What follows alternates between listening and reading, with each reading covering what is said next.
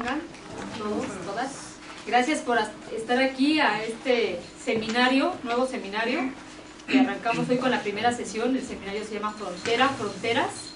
Y pues les doy la bienvenida. Le doy la palabra a Cristina Mezcua y el micrófono se me olvidó. Pero no necesitamos, no, sí, porque se va a grabar, ¿verdad? Sí.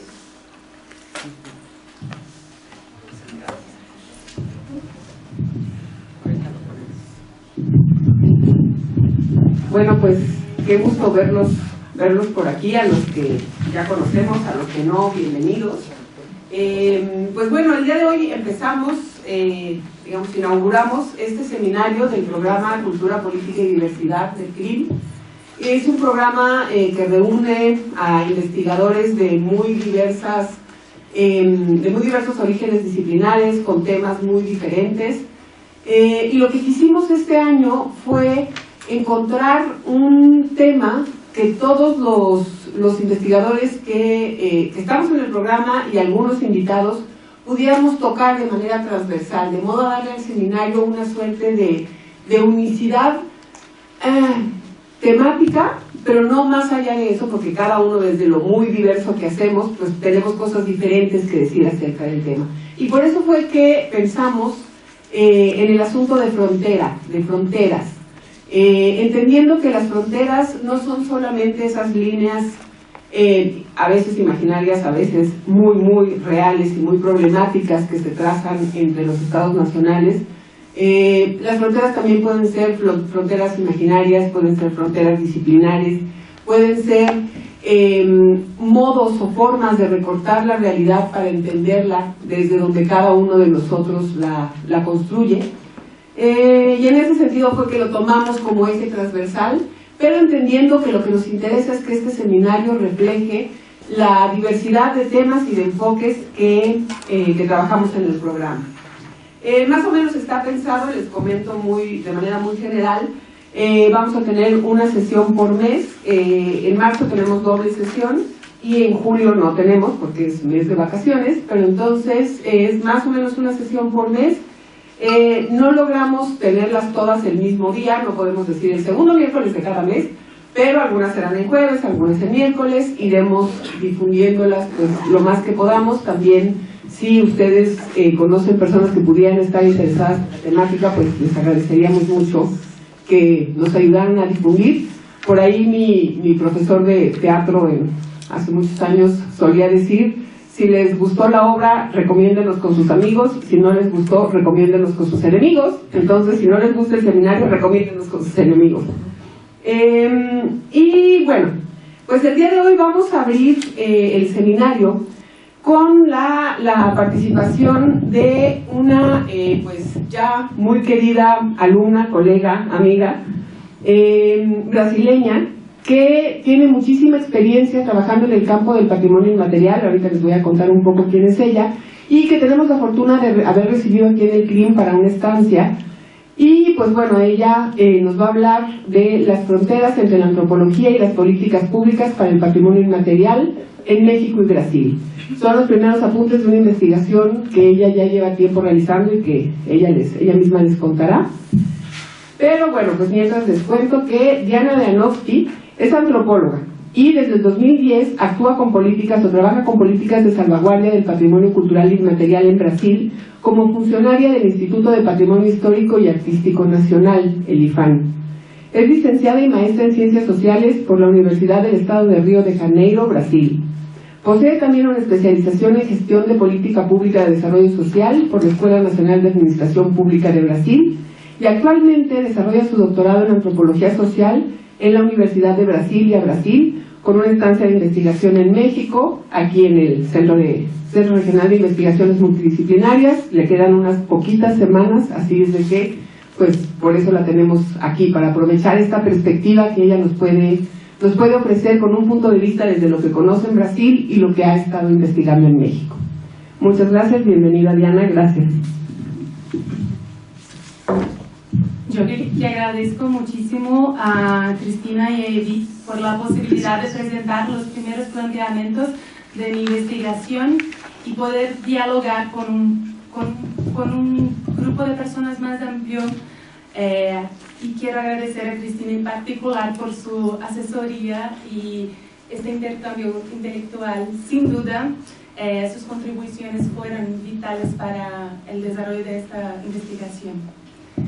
Esta conferencia es un primer intento de sistematizar las informaciones resultantes de esta estancia de investigación de 6 meses y para desarrollar la parte comparativa de mi tesis doctoral, que llevo a cabo en Brasilia, como Cristina platicó. Esta empresa solo fue posible gracias a la asistencia financiera a través de una beca en el extranjero de la Coordenação de Aperfeiçoamento de Pessoal de Nível Superior, CAPES, que es una institución federal brasileña que promueve la enseñanza y la investigación y de licencia completa de trabajo en el IPAN, que es también una institución federal brasileña, pero para preservación del patrimonio cultural, y en donde trabajo desde 2010. La propuesta de la tesis doctoral que ahora estoy desarrollando es investigar la relación entre el conocimiento antropológico y su práctica en el Estado, lo que requiere reflexionar sobre aspectos epistemológicos y éticos y morales para comprender qué es la práctica y especialmente esta práctica dentro de organismos gubernamentales y así problematizar el Estado, la acción política y relaciones de investigación de políticas públicas de patrimonio cultural y material en Brasil y México. En este esfuerzo analítico entiendo la frontera en su posibilidad de dividir campos disciplinarios, de dividir Estado y ciencia. Pero no solamente esto. Como sugiere el resumen de este ciclo de conferencias, la frontera, esta línea por veces imaginaria y muchas veces arbitraria, tiene la función de seleccionar, reunir, clasificar, definir sujetos y objetos. Y además de su concepción geopolítica. Sin embargo, esta línea no solo funciona como una división, sino que también es un punto de conexión, de contacto. Es poroso y fluido. Un interlocutor brasileño, al ver un mapa mental que preparé de mi tesis, me sugirió que esta frontera que yo indicaba entre Estado y antropología era justamente la política de salvaguarda del patrimonio cultural y material. Y desde entonces he adoptado esta perspectiva, ya que es a través, por medio de estas políticas públicas, que se generan los procesos de producción de conocimiento, prácticas y discursos que hacen el Estado, basado en un conocimiento antropológico. Desde 2010 trabajo como antropóloga en IFAM, pero IFAM tiene la misión de preservar el patrimonio cultural nacional en Brasil, sea material o inmaterial, y en todos los tiempos históricos. Y esta es una diferencia importante entre Brasil y México, porque la organización de las políticas públicas para patrimonio en Brasil la dividimos no por tipos de patrimonio, pero por la actividad con el patrimonio. Entonces, así, en Brasil las dividimos por procesos, como inventarios, registros, apoyo y fomento.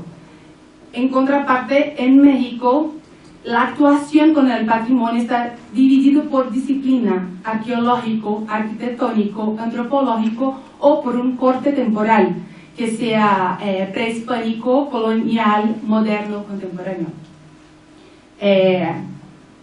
Evidente, por ejemplo, que en Brasil la composición de los equipos que actúan con patrimonio material o inmaterial en estos procesos de inventario, reconocimiento y apoyo y fomento están vinculados con las áreas de conocimiento que mejor informan el tipo de trabajo, con los bienes culturales. Así que para patrimonio material, en general en Brasil, sitios históricos urbanos son arquitectos, historiadores del arte, y con patrimonio material, antropólogos y historiadores. Y aunque las disciplinas influyen en el trabajo, no es tan evidente esta división, esta organización disciplinaria como es en México. que aquí, como hablé en el INA, por ejemplo, es el responsable por la gestión del patrimonio histórico arqueológico material hasta el siglo XIX y de la investigación sobre temas arqueológicos, antropológicos e históricos, y INBA del patrimonio artístico del siglo XX. Si bien que la gestión del patrimonio antropológico, el intangible, se realiza en un acuerdo de coordinación de múltiples instituciones, con reconocimiento internacional llevado a cabo por el INA, medidas de salvaguardia con la Dirección General de Culturas Populares e investigaciones etnográficas por medio del INA y de otras universidades. Cabe mencionar que el adjetivo utilizado junto al término patrimonio cultural, entonces patrimonio cultural material, patrimonio cultural inmaterial o arqueológico, histórico, y así también es una frontera, también es una manera, una forma de clasificar, diferenciar y resaltar, ya que sea para diferenciar los patrimonios por las características que tendrán las acciones de investigación o para resaltar el área del conocimiento que posee la experiencia principal para trabajar con él. Este adjetivo así funciona como una señal acerca de la frontera entre estas subáreas del patrimonio cultural para una intervención en el mundo social y por consecuencia diferencia. Esas diferencias se expresan en las diversas posibilidades de estructuras administrativas estatales. Bueno, estas formas de clasificación del patrimonio provienen de los diferentes contextos específicos de configuración del campo del patrimonio cultural, de la antropología y de cada uno de los estados nacionales. Es casi un cliché antropológico decir que tenemos la tendencia a naturalizar las construcciones sociales colectivas. Esto es como un cliché, de hecho, pero hasta el punto que tomamos las construcciones sociales colectivas como la única forma posible de ver el mundo. Y por lo tanto, el trabajo de un antropólogo es justo sorprender estas cuestiones familiares y comprender las diferentes cosmovisiones. En todo caso, al trabajar con el patrimonio cultural en Brasil, me vi a mí naturalizando el enfoque que estaba más centrado en las características del patrimonio cultural, como inmaterial, material, y dejaba en un segundo plano las implicaciones de esta acción en las diferentes áreas del conocimiento, como arquitectura, arqueología, antropología. Pero regresaré a esta cuestión y la cuestión de la estructura administrativa más adelante. Antes quiero expresar mejor una lectura previa del trabajo de campo actual y también enseñarles un tantito cómo nació mi interés en este tema y cómo fue la construcción de la acción de la antropología y del patrimonio cultural en Brasil y en México. En 2012 yo trabajaba en el área de IFAM con reconocimiento del patrimonio material. Y una de mis jefas, doctora en antropología desde 1992, algo así, y empleada de IFAM desde los años 80, un día se acercó de mi escritorio y sin introducción alguna, ella simplemente me preguntó: ¿crees que haces antropología en IFAM? Y yo, un poco sorprendida, sin dudar, contesté que sí, por supuesto, hago antropología en IFAM.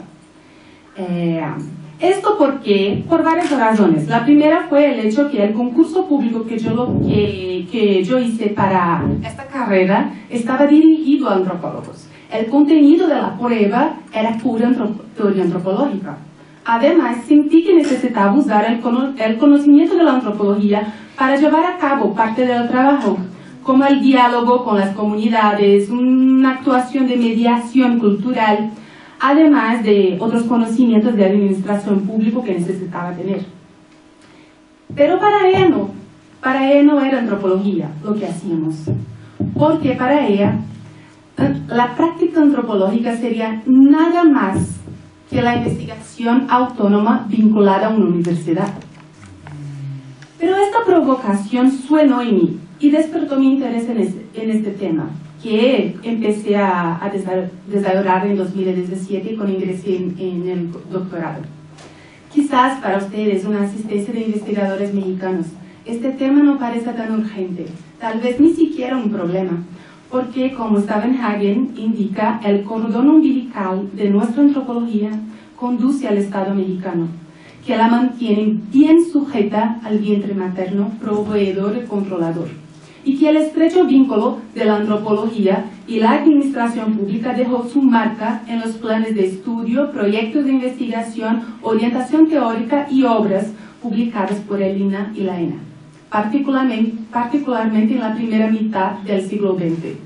Pero sin embargo, para el contexto brasileño, la conformación de la disciplina antropológica no estuvo tan cerca de la acción estatal y mantuvo una cierta autonomía y una visión crítica.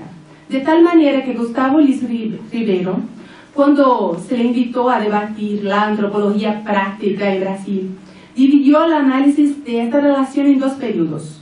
Uno de la década de 60 hasta 80, durante la dictadura militar brasileña, en la que, a pesar de una mayor institucionalización de la antropología brasileña en las universidades bajo un régimen autoritario, estos académicos mantuvieron sus agendas de investigación de manera crítica y autónoma, y se comprometieron con el bienestar de los grupos subalternizados, y también en el proceso de redemocratización. Y el segundo momento, a partir de los años de 88, cuando, justo gracias al trabajo de antropólogos y de la Asociación Brasileña de Antropología, la nueva Constitución Federal brasileña tenía muchos artículos que garantizaban derechos a grupos y comunidades y pueblos originarios. Y entonces empezaron a colaborar de manera más sistemática con la construcción de acciones estatales principalmente y, por ejemplo, para derechos de tierras. Este nuevo contexto, destacado por Lins Ribeiro, hizo que la Asociación Brasileña de Antropología, ABA, se sorprendiera por un nuevo escenario de actividad profesional que requirió que la asociación se reposicionara. Antes una asociación puramente científica y ahora tenía cuestiones laborales que enfrentar. Y en vista de esto, en los últimos casi 20 años, la ABA realizó 2 encuestas sobre el campo de actividad profesional de los antropólogos en Brasil, con estudiantes de posgrado exclusivamente, organizó seminarios y muchos libros acerca del trabajo de los antropólogos fuera de los contextos académicos, porque esto era una sorpresa. De hecho, la nueva Constitución Federal brasileña de 88 cambió la relación entre el Estado y la antropología.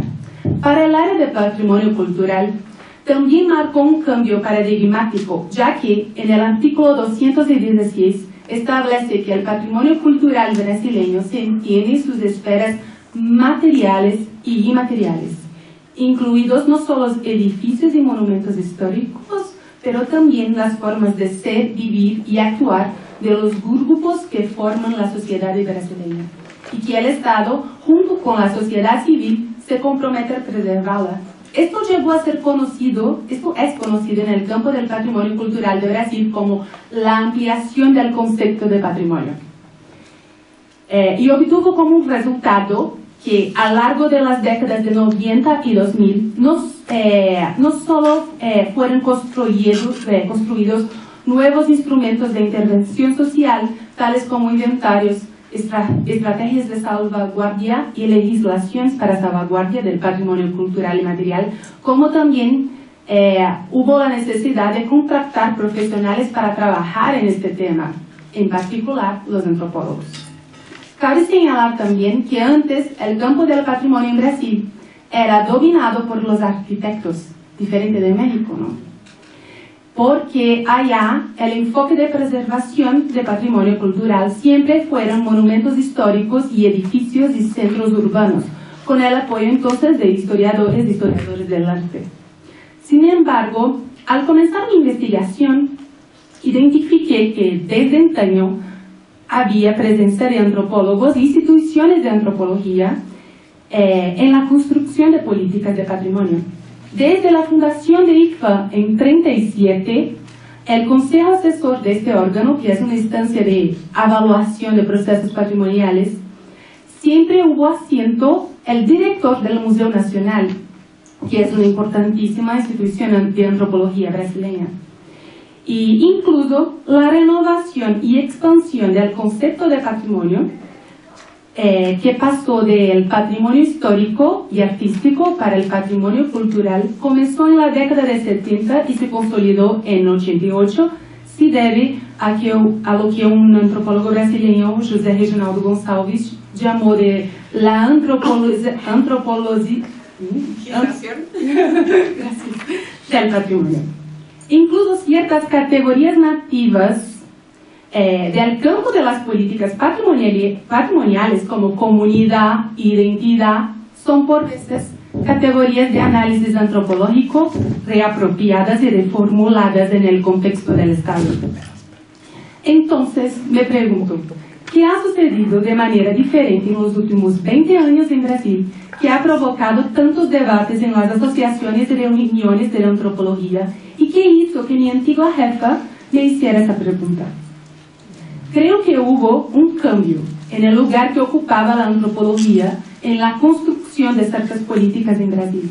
Si antes la participación de antropólogos se realizaba por medio de consultorías, asesorías o como un área de conocimiento complementario, ahora es a través del desempeño efectivo de profesionistas que componen las carreras estatales y como un área de conocimiento central para la estructuración de algunas políticas, como la de bienes y materiales. Por lo tanto, de un lugar temporal y asistencial a uno de protagonismo en la construcción del Estado y de las políticas públicas en Brasil. Entonces, mi objeto de análisis estaba cambiando. Ya no me interesaba pensar qué tipo de antropología se realiza en el Estado, pero qué tipo de Estado construyen estos antropólogos. Es necesario tener en cuenta que el Estado no es una entidad monolítica y reificada, ¿no? Vamos a verlo como de una manera antropológica, como una construcción social muy heterogénea, permeado por relaciones políticas e ideológicas de dominación y subordinación, como indica Philip Abrams, que los procesos de poder generan la impresión de una separación entre Estado y sociedad, como señala Bourdieu, y también que la construcción, que hay construcción de tecnologías de gobierno y ejercicio de poder, como argumenta Foucault. De esta manera, acepto también la sugerencia de Castillo, Souza Lima y Teixeira, que son antropólogos brasileños, de analizar el Estado no como un hecho, sino como una construcción social en formación y transformación permanente, y llevada a cabo a través de dimensiones de desempeño, de performance y de discurso y de acciones simbólicas y relaciones de poder que hacen el Estado, state making. En este sentido, esta es una etnografía no de culturas populares o de patrimonio, pero es una etnografía de instituciones y de relaciones y prácticas de poder. Como estrategia de campo, entre 2017 y 2019, he elegido para llevar a cabo estas: la investigación en archivo institucional para el análisis de los documentos técnicos y administrativos, tales como archivo, como informes y dossiers. 2. Observación de situación, como reuniones públicas y eventos institucionales. Y 3. Entrevistas semiestructuradas y anónimas con funcionarios públicos, antropólogos de IFAM, gerentes en puestos de toma de decisiones, expresidentes y consejeros. Sin embargo, debido a mi proximidad con el objeto del análisis, yo trabajaba en IFAM, conocía a todas estas personas. Adopté también algunas otras estrategias de investigación que me permitan una distancia de este objeto. La primera fue una distancia funcional por medio de un permiso completo de mis actividades laborales. La segunda fue una distancia temporal, porque hice una investigación de archivo con las acciones centradas en patrimonio material desde la década de 70. Y la tercera, una distancia geográfica, basada en un esfuerzo comparativo con otro contexto nacional. Es importante decir que mi principal objeto de investigación es Brasil, no es México. Pero este análisis comparativo y esta intención en estudiar México es para que me ayude a desnaturalizar ciertas construcciones sociales brasileñas y cuestiones brasileñas que se encuentran también en un punto ciego que yo, una brasileña trabajando con este tema, no lograba ver. La elección por México se debió a diversas aproximaciones y diferencias que voy a platicar un poco, tanto en el ámbito del patrimonio cultural cuanto de la antropología. Y mi trabajo de campo aquí en México, ya en su fase final, siguió las mismas opciones que platiqué antes de Brasil. Como señalé anteriormente, mientras que en Brasil hablar de antropología aplicada requiere un ejercicio de reflexión sobre una actividad militante y activista de antropólogos, en México este es un tema más corriente, más común de ser debatido, ya que la antropología mexicana se estableció al principio del siglo XX en esta relación, como platiqué, de Estado y producción científica. Pero no significa que haya sido una relación fácil o sin crítica, claro. Según Amat, en México la antropología aplicada se asoció con tres grandes modelos teóricos. En primer lugar, la teoría de la aculturación, después, en los años de 60 y 70, con una teoría de clases sociales y un cierto evolucionismo multilineal. Su teoría antropológica en general, por otro lado, tuvo una fuerte influencia anglosajona hasta las décadas de 70 y después empezó a abordar otras teorías en América Latina en una relación sur-sur para construir sus propias contribuciones para los contextos sociales que estudiaban. Y la perspectiva comparativa con México se debe además de su trayectoria distinta con la antropología aplicada, pero también debido a su larga experiencia con acciones de preservación y salvaguarda del patrimonio cultural, que tiene algunos paralelos con Brasil. En el contexto de Latinoamérica es innegable que son los dos países con mayor influencia regional y acumulación conceptual y de práctica. Ambos estructuraron sus políticas federales para la preservación del patrimonio en periodos históricos cercanos entre los años de 10 y 30, basados en una construcción ideológica del Estado de una narrativa sobre la identidad nacional. A pesar de sus institucionalidades y el contenido de estas narrativas y la forma que operaron, tienen muchas especificidades con sus contextos particulares. Bueno, ahora me gustaría destacar tres cuestiones que creo que me ayudan a pensar mi objeto de estudio y que al comprender la situación mexicana ponen en perspectiva la brasileña.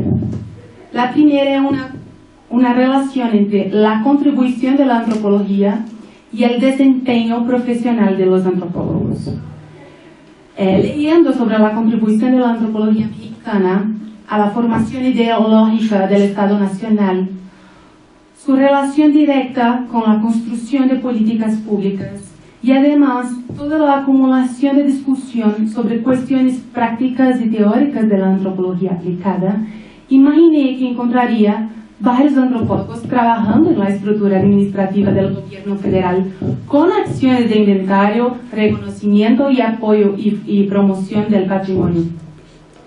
Sin embargo, la realidad que encontré fue otra. Actualmente, en la Dirección General de Culturas Populares Indígenas y Urbanas, solo hay una antropóloga que está relativamente involucrada con acciones de patrimonio material. Los otros profesionistas son latinoamericanistas, historiadores, gestores interculturales o promotores culturales, periodistas.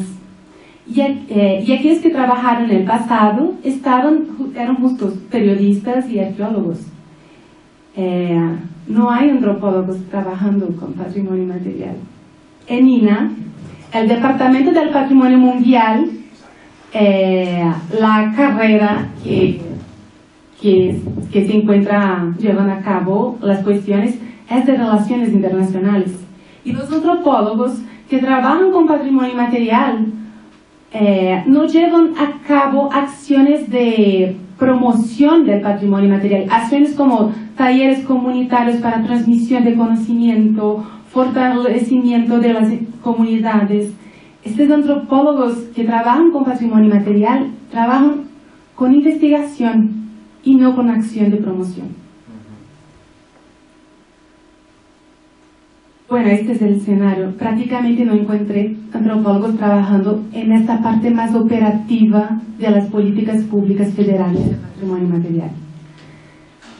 Sin embargo, la gran mayoría de los interlocutores se sentían muy cómodos con mi aproximación entre patrimonio material y antropología y platicaban acerca de antropología con muy tranquilidad, como era un tema muy cercano de ellos.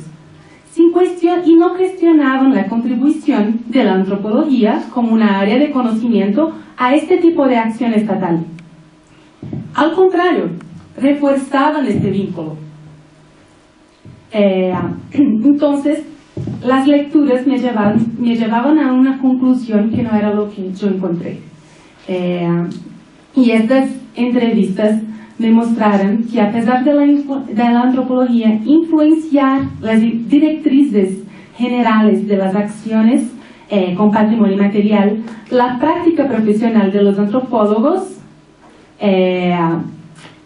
fue como en los primeros equipos que formaron culturas populares, el Departamento de Culturas Populares actualmente en la Secretaría de Cultura, en los años de 70, 80, por ejemplo. Y principalmente en posiciones de alto rango, como fueron los directores generales de culturas populares, como Lourdes Arizpe, Guillermo Bonfil, Rodolfo Stavenhagen. En cualquier caso, hubo una gran inversión, especialmente en culturas populares.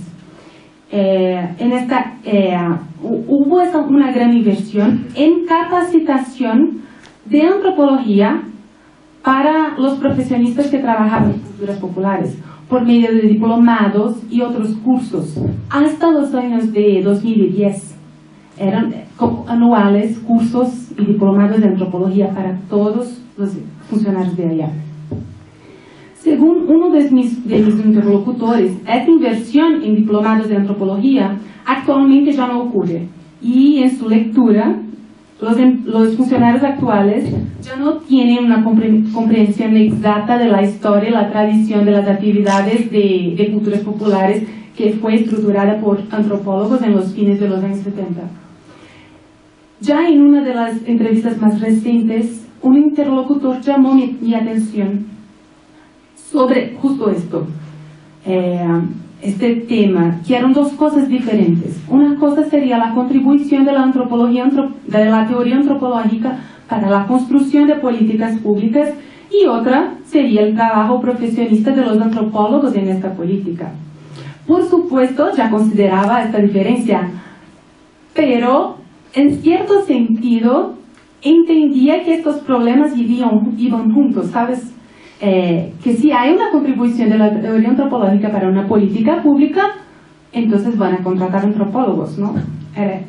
Pero pensaba esto justo porque fue lo que pasó con el contexto brasileño. Cuando la antropología empezó a aportar cosas para la construcción de políticas públicas, el Estado brasileño empezó a contratar antropólogos. En Brasil, hoy, solo en IFA, y la estructura brasileña también es una república federativa, también hay instituciones estatales y municipales, pero solo en esta agencia, este instituto federal, hay hoy casi 50 antropólogos, son 49, trabajando con patrimonio material, trabajando como funcionarios públicos aprobados en una competencia en todo el país, y trabajan en esta parte más operativa, con acciones de inventario, de reconocimiento, de apoyo y promoción, además de los consultores que IFAN contrata, investigadores académicos y de antropólogos que están en asociaciones civiles. Pero algunos otros interlocutores mexicanos me sugirieron que la ausencia de antropólogos en estas políticas más operativas, como de culturas populares, se debe a la forma en que se contrata personal por el Estado mexicano y también por una actuación de los sindicatos que dificulta contrataciones. Y esto reduce la autonomía de la administración pública mexicana para construir un perfil más apropiado para el objeto de trabajo, pues que uno de mis interlocutores me sugirió. De todos modos, las estrategias de formación básica de la antropología por diplomados me sugiere en este contexto mexicano que la relación entre el conocimiento, el aporte de la antropología para una política pública y el trabajo de antropólogos en esta política pública, que esta vinculación que antes yo había hecho, no es una necesidad para actuación del trabajo. Por medio de otras estrategias, como diplomandos, logran capacitar otros profesionistas para trabajar en políticas culturales. Y así, entonces, y casi como una eliminación es una palabra fuerte, pero no me ocurrió otra, pero una eliminación de los antropólogos de una formación estricto sensu como los profesionistas de preferencia para actuación en esta práctica, que es justo una práctica de manejar el concepto de cultura para una intervención social. Esto fue una de las cosas que me llamaron la atención en mi campo en México, pero claro, esto es como hablé en el inicio, esto es son primeros apuntes. Aún estoy en campo, entonces estoy muy cerca de todo esto para tener una visión más trabajada. El segundo punto es una relación entre cultura popular y patrimonio material. No voy a entrar en el campo de la cultura popular en Brasil, porque sería otra ponencia, pero esto me llamó la atención en México, porque por cuenta de la manera, de la forma de construcción de la política de salvaguarda del patrimonio material en México. En el caso brasileño, toda la institucionalidad para la política patrimonial a nivel federal se encuentra en el mismo instituto. IFAN está centralizada en IFAN. El tema del patrimonio material nació dentro de IFAN, de una discusión interna sobre lo que daba sentido a los monumentos históricos, centros urbanos y otros bienes materiales protegidos. Así, en fines de las décadas de 70, un grupo de funcionarios, liderado por el entonces presidente del instituto, comenzó a abogar por la preservación del patrimonio basándose en el significado dado por los residentes de los sitios protegidos, y empezaron a intentar lo que llamaron de vida cotidiana. Entonces, ¿por qué protegemos solamente esta iglesia colonial y no actuamos junto a las personas que llevan la fiesta patronal? La fiesta patronal da sentido a la iglesia.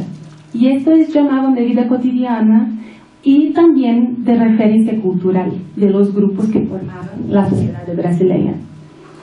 Llevaron a cabo, en fines de los años 70 y inicio de 80, varios proyectos pioneros en Brasil de inventarios patrimoniales, de formas de saber y hacer, de cosmovisiones, como con artesanías o tejidos indígenas, basados en metodologías de trabajo y de conceptos del campo de las políticas patrimoniales materiales adaptados para estos nuevos contextos. Esta crítica a la forma de acción, y también hicieron esto como una crítica a la acción previa de IFAN con los objetos patrimoniales, porque privilegiaban la patrimonialización de bienes con influencia colonial, blanca, católica y portuguesa. Entonces empezaron también a mirar para los pueblos indígenas, para las comunidades rurales.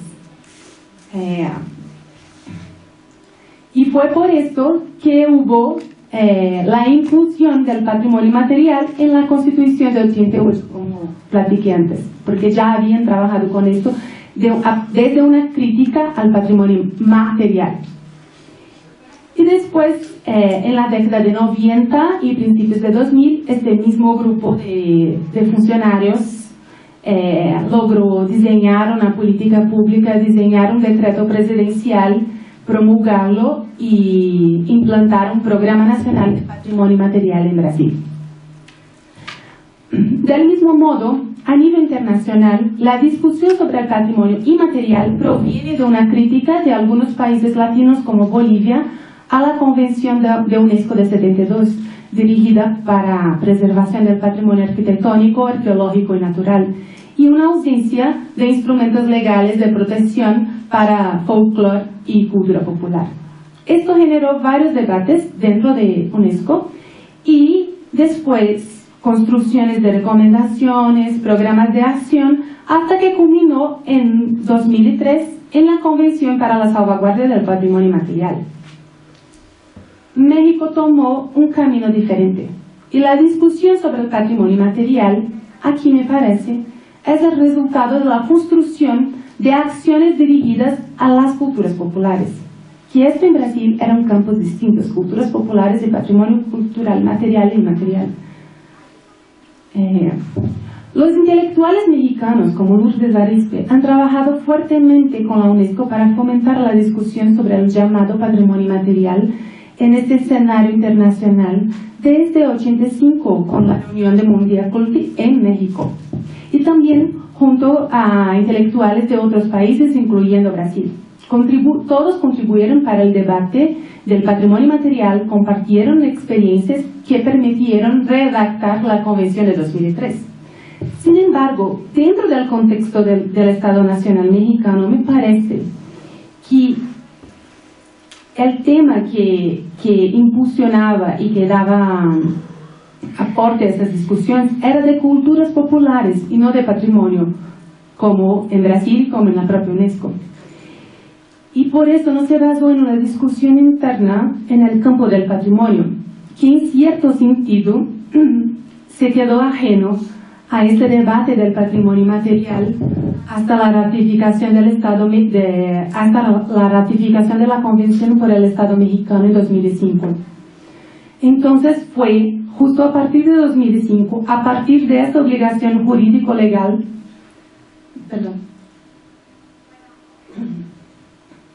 fue justo a partir de esta obligación jurídico-legal que el Departamento de Patrimonio Mundial del INAH, que representa el Estado mexicano con la UNESCO, se encontró en condiciones de incorporar la discusión sobre patrimonio material. Entonces son caminos muy distintos. Y entre Brasil y México para llegar a un mismo punto de acción con patrimonio material. Y esta diferencia de camino tal vez ayude a comprender por qué en el caso brasileño tan pronto comenzó a discusión acerca del patrimonio inmaterial. Esto era visto como natural que la agencia responsable para la ejecución de patrimonio inmaterial fuera IFAM. Era una discusión de patrimonio. Mientras que en el caso mexicano, hasta hoy no existe una definición clara y definitiva de qué órgano sería responsable por las medidas de salvaguarda. Y hay una disputa de protagonismo entre INAH y culturas populares. Aunque en el reglamento interno más reciente de la Dirección General de Culturas Populares, publicado después de la creación de la Secretaría de Cultura, se establece como uno de sus objetivos la salvaguardia del patrimonio material. Pero no hay una indicación de qué área dentro de la Dirección General y tampoco qué acciones serán de salvaguardia del patrimonio material. Tal vez esto explica un poco de mi tercer punto, que es institucionalidad.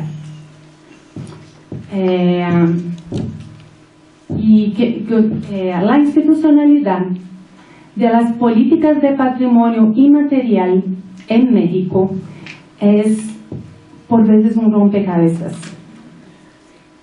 Aunque desde mediados de la primera década del siglo XXI, México efectivamente comenzó a operar con patrimonio inmaterial. Pero, según Carlos Villaseñor, no hay claridad legal y administrativa sobre quién, cómo y para quién se desarrollarán estas acciones. Sin una legislación específica, solamente la ratificación de la Convención, y sin una estructura administrativa clara, las acciones para el patrimonio cultural y material en México se han centrado especialmente en la construcción de candidaturas para las listas de la Convención UNESCO 2003. El Inventario Nacional del Patrimonio Inmaterial, que es una obligación del Estado Nacional que ratifica la Convención, hacer un inventario nacional, el inventario mexicano fue construido mediante una asociación entre INAH y Culturas Populares. Y tuvo su momento de mayor actividad durante los años de 2011-2013, cuando existió un Comisión Nacional para el Patrimonio Cultural y Material, que era una comisión en donde participaban diversas instituciones, investigadores y algunas asociaciones civiles. Fue un momento de coordinación entre todos estos actores. Sin embargo, con las discontinuidades de la comisión en los años siguientes, que después cesó de existir, después volvió en los años de 2016-2017, con el cambio de gestión tuvo que ser reformulada. Entonces, estas discontinuidades impactaron en el inventario y que ya no tiene tantas actualizaciones como en otros momentos, pero aún existe. También no hay en el contexto mexicano una declaratoria de patrimonio inmaterial o suscripción o nombramiento, que quieran llamar, en el nivel federal. Hay solamente en niveles estatales. Por lo tanto, las acciones de apoyo y promoción del patrimonio cultural y material son realizadas para aquellos bienes internacionalmente reconocidos en la lista representativa de la Convención de 2003, que actualmente son 9. Y también algunas acciones específicas, como acciones con culturas alimentarias, por ejemplo, o también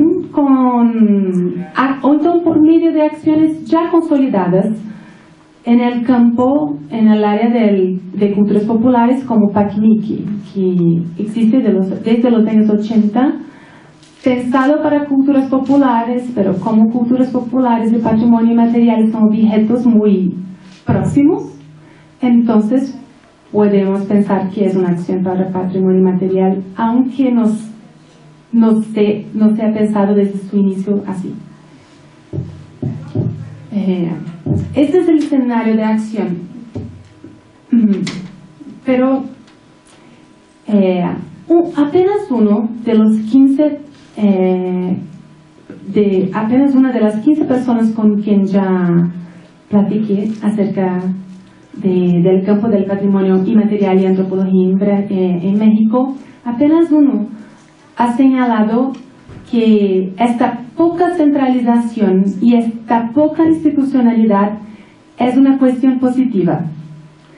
Y para él es positiva porque permite una mayor libertad de acción para diseñar políticas creativas e innovadoras y potencialmente un mayor presupuesto, porque hay presupuesto de todas estas instituciones.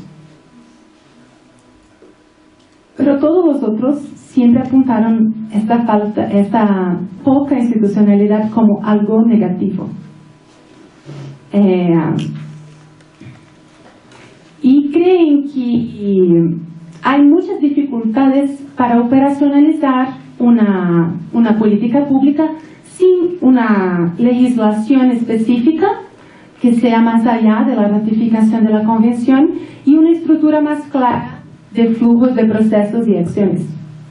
Pero cada entrevistado presentó una idea diferente sobre cuál sería el mejor diseño institucional para gestionar el patrimonio cultural y material en México.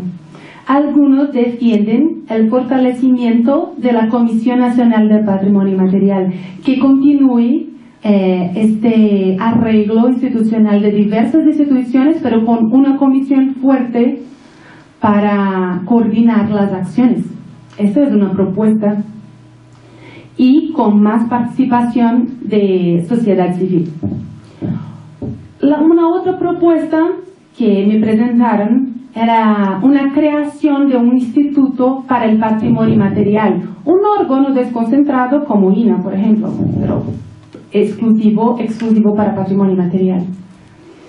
Otros creen que una publicación de un programa nacional del patrimonio material con indicación clara de qué tipo de acción y de una vinculación con las instituciones que ya existen sería suficiente.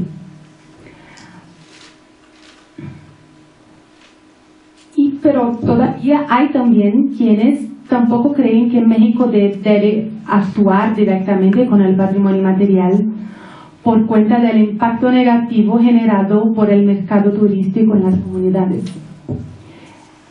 Este es un escenario de gran ruido, de muchas posiciones diferentes y diversas que no están aún en un consenso. Y falta consenso, por lo que vi en mi campo, principalmente en los actores más vinculados a una acción institucional en México, lo que permitiría, y este gran ruido permite, por un lado, una libertad de decisión y un desempeño institucional en función de la visión de cada equipo que se haya. Tienen más libertad y creatividad para diseñar nuevas acciones, de hecho, como uno de mis entrevistados sugirió. Pero el otro lado es que para uno de mis interlocutores, cito, en México no existe una política de patrimonio material, sino una politización del asunto.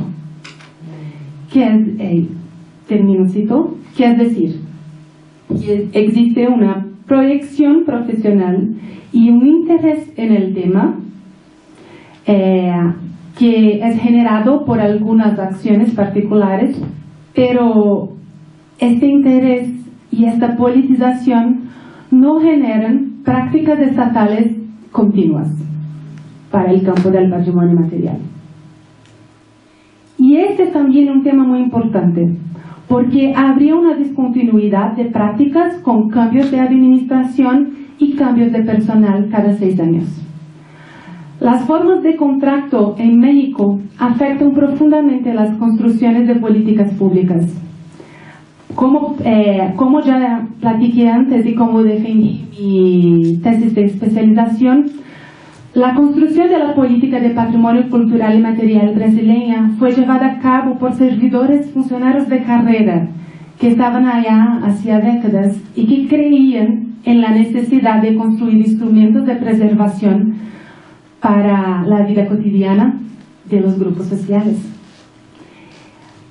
Por otro lado, en México, por cuenta de los cambios de personal y también por cuenta de una forma de contratación a través del artículo 3000 que renuevan contratos cada 3 meses, y también los cambios en puestos de confianza, todas estas instabilidades generan discontinuidades, pero la política de patrimonio material aún sigue existiendo en México.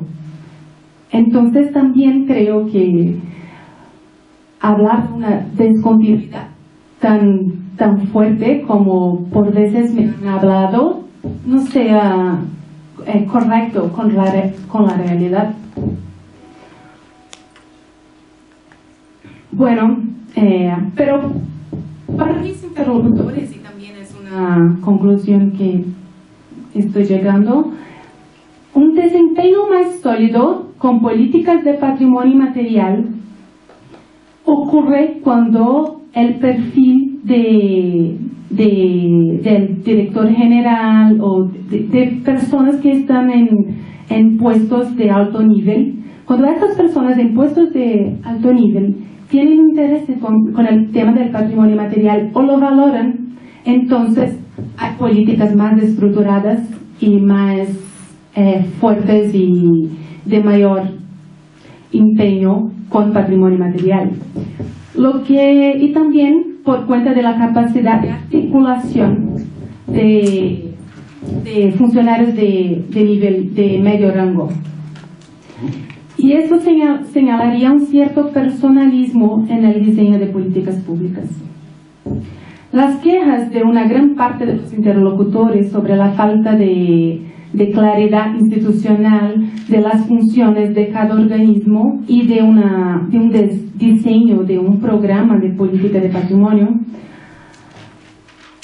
por veces me parecen como un antojo por la racionalidad burocrática weberiana. Es tan fuerte la racionalidad burocrática que es esto que buscan. Y creen que sin esta racionalidad burocrática no hay acción, como si no hubiera, pero existen. Es casi como si la mera existencia de esta racionalidad, de una legislación, de una estructura administrativa definida, hiciera que la política del patrimonio fuera menos conflictiva, porque esta es una de las reclamaciones, de los reclamos, que la política de patrimonio es muy conflictiva.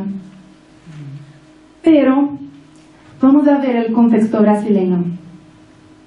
El contexto brasileño es de gran centralización en un órgano federal con presupuesto, con legislación consolidada, con programas diseñados hace décadas, procesos y flujos de trabajo bien definidos, de hecho bien definidos, como mapas que tenemos en las paredes para ver, este proceso está aquí, va para allá, estos son los actores. Tenemos toda esta racionalidad burocrática. Y allá la mayor reclamación, el mayor reclamo es que el campo del patrimonio material es muy conflictivo. Y muchas de las quejas que escuché de mis interlocutores en Brasil era que había mucha legislación, que las cosas tenían que ser más flexibles, que tenían que incorporar más actores más allá del IFAM. Y yo creía en esto también. Yo creía que la solución para los conflictos y las disputas de poder en el contexto brasileño era nuestra excesiva racionalidad burocrática, pero latina, entonces también, ¿no? Porque y esto me llamó la atención desde 2017 cuando vine a México para el CIESPCI, que las quejas de los problemas con patrimonio material eran los mismos en los dos campos. Entonces es como reclamos de las comunidades de falta de claridad acerca de las políticas. Pero, bueno, en México no hay publicaciones acerca de qué son las directrices, de qué son estas políticas, pero en Brasil hay, y también reclaman de falta de claridad de las políticas. Entonces, baja participación social, otro reclamo compartido, impactos negativos, polarización en un mercado que afectan las comunidades, disputas políticas entre los actores involucrados en la patrimonialización, son los reclamos compartidos. Entonces, en estos dos escenarios, para finalizar, es curioso que en dos escenarios el conocimiento de la antropología y la administración pública son técnicas y tecnologías de gobierno que son utilizadas para intervenir en la realidad social y sujetar personas. Los dos son instrumentos, antropología y administración pública. En el contexto brasileño, de una gran presencia de profesionistas de antropología y fuerte institucionalidad, la solución vista para los problemas de conflicto es justo más diálogo, mediación y normas más flexibles para facilitar el acceso al Estado. Y aquí, en México, con una construcción más sólida de bases antropológicas en la directriz de la política, porque en Brasil, quien elaboró la política de patrimonio material fueron arquitectos. Después de la construcción de la política que empezaron a contratar antropólogos. Había antropólogos, estoy siendo muy dura, pero había antropólogos, pero los principales actores eran arquitectos. Pero entonces, en el contexto mexicano, que la construcción de esta política fue hecha de una manera más sólida con un aporte de la antropología, pero tiene baja institucionalidad y poca presencia de profesionistas. Aquí la solución es fortalecer los instrumentos burocráticos para garantizar la continuidad de las acciones. Aún no tengo una respuesta para esto. Creo que al final del próximo año, cuando entregar mi tesis, espero tener. Pero esto me llama la atención para que la fuerza de estas tecnologías de gobierno, en cuanto a tecnologías de gobierno, es tan grande que no permiten que los actores involucrados en este proceso puedan ver de hecho cuáles son las causas y consecuencias de este arreglo. Pero, de todo modo, y también porque, no sé, creo que debo ver como estas ausencias y estos problemas no como una manera negativa, pero en su positividad sociológica. ¿Qué generan? ¿Sabes? Pero están generando las mismas cosas. Entonces, tal vez no sea esta cuestión.